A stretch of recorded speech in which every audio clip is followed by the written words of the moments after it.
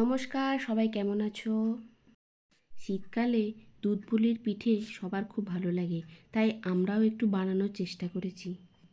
নারকেলের পুরটা করা ছিল, আর চালের ডোটা বানিয়ে নিয়ে এক এক করে পিঠেগুলো করে নিয়েছি। যে যেমনভাবে শেপ করতে চাও সেইভাবে করে নিও।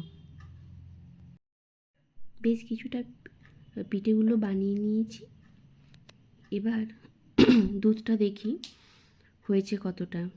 দুধটা ফুটে এসছে, এবার পিঠেগুলো দিয়ে দেবো। এই ফুটান্ত দুধের পিঠেগুলো দিলে ফাটে না দুধটা। এবার একটু ফুটতে থাকবে, চিনি দেব, তারপর তো অবশ্যই খেজুর গুড় দেব, এতে টেস্টটাও আরও বেশি ভালো হবে।